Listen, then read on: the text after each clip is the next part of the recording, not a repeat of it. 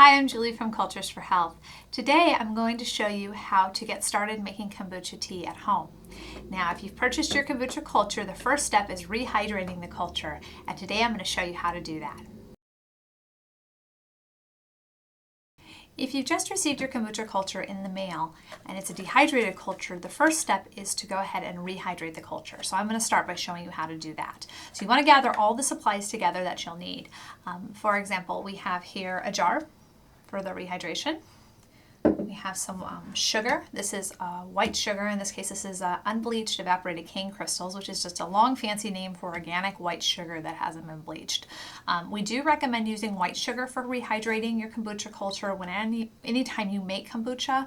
I know white sugar is seen as evil and wrong by many people, but the reality is that white sugar maintains the most consistent pH level when making kombucha.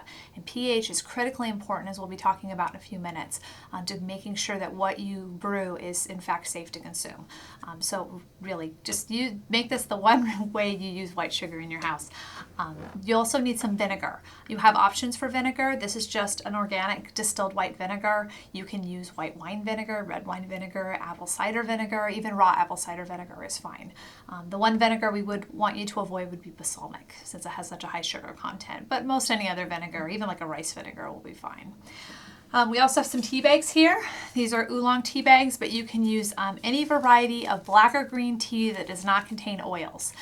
So teas that contain oils are things like Earl Grey tea, like an orange spice tea has oils in it, something like that. But if you stick with something just really generic, just a regular green tea, oolong is a good one, English breakfast, something like that, that's a safe tea to go ahead and brew for your kombucha. I also have some very hot water here. I just pulled this off the stove a few minutes ago. This was boiling. And I have some measuring cups as well, and then a covering for the jar. So once we get our kombucha put together, we're going to cover up the jar so that we can go ahead and keep the bugs out. So let's go ahead and get started. So the first step we're going to do is we're going to put 1/4 cup of sugar into our jar here. Okay, so I can't get my whole thing in here, so that's half of it. There's the other half. Okay, so that's 1/4 cup of sugar. Just move some things out of the way here. Okay, so done with the sugar. And then we're going to add our hot water. And you just want to add a little bit to start, because it makes it a lot easier to get the sugar dissolved. And then I just kind of swish it around. And the water's hot enough, the sugar should dissolve pretty quickly. Now, your water does not have to be boiling for this, but you do need it to be fairly warm. 1, to dissolve the sugar, and 2, to steep the tea, because we're about to put the tea bags in there as well. Okay, so once that's fairly well dissolved, you can go ahead and add more hot water. And what you're going for is about 3.5 cups. You want to leave a little bit of space there. We're going to leave about that much space. And we'll go ahead and get our tea bags in here. So basically what we're doing at this stage is just making sugar tea. So this is pretty easy. So get those in there. And then we're going to let this steep. Now you want to let the tea bags steep for at least 10 minutes, but you can also leave them in here until this cools, because this whole mixture needs to cool down completely before we do anything else with it. So go ahead and throw a cover on it. I like using these paper coffee filters often. You can use a towel too, they work great. And a nice tight rubber band, because ultimately this is sugar tea, which is like a neon sign to ants and fruit flies. So you want to keep this nice and covered, nice and tight, so that we don't have any issues with bugs getting in here.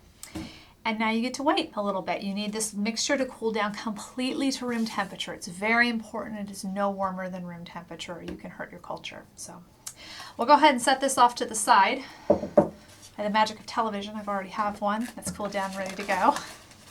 I made last night, so we can go ahead and proceed to the next step. So your tea is cooled down and ready to go.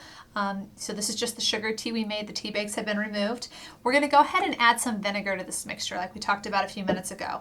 Vinegar is critically important to this process. To keep invading bacteria out and to not attract things like mold, you need to keep the pH level of your kombucha acidic. And so by adding vinegar, you're lowering that pH level and making it much more likely that some form of invading bacteria or mold isn't going to get in here and spoil your batch. So don't skip this step, very important. We're going to go ahead and add half a cup of vinegar. And like I mentioned a few minutes ago, you have lots of options for vinegar. Pretty much any vinegar you'd cook with except balsamic will generally work. If possible, use an organic vinegar. The nice benefit of that is it's less chemical exposure for the culture. But if you don't have organic vinegar, non-organic vinegar does work too. So, okay, so now we have the vinegar in there with our sugar tea. And the last step is to go ahead and add our culture. I'm going to go ahead and pull it out. Here are the instructions. Be sure to read these, before you get started. Watching this video is great, but there's also more information here in the instructions for you as well. So we're going to go ahead and cut this open. Got my scissors.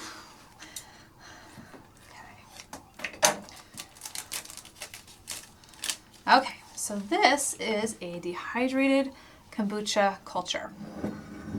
So it kind of looks like a strange piece of beef jerky.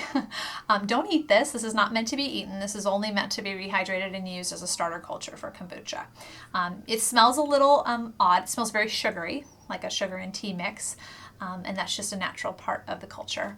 So we're going to go ahead and put this guy into the liquid and then go ahead and get him covered up. Okay, now the rehydration process takes anywhere from 7 to 28 days. Most commonly it's right about 21. So what you want to do with this jar now is go ahead and find a warm spot in your house for it. Some place that stays above 70 degrees is ideal. You don't want to be over about 85 degrees though. So if you have a warm upstairs of your house, maybe on top of the fridge in the kitchen, somewhere in the kitchen, you do want to be careful though if you set this like on the stove that the stove's not going to get turned on, something like that. Because you need to let this guy sit. I wouldn't even really start checking it until about day 14. It's not really worth checking until that point. So when you do start checking, maybe about day 14, you're not gonna want to move this around. Once you set it, let it sit. Go ahead and pull the cover off, and you'll be able to just look at the top and see a culture form.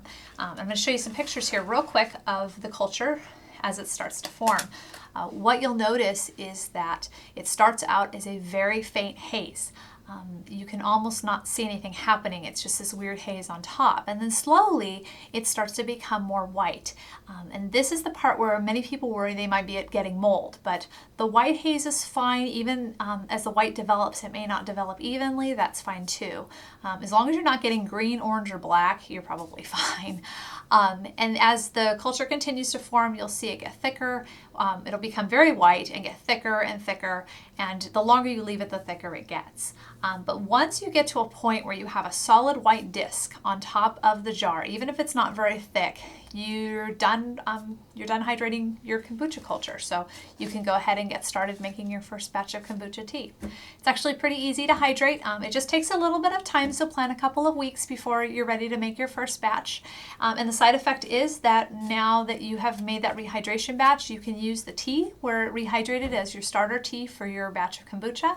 So be sure to check out our video on making kombucha tea if you stick around for that. And I am Julie from Cultures for Health, and enjoy your kombucha.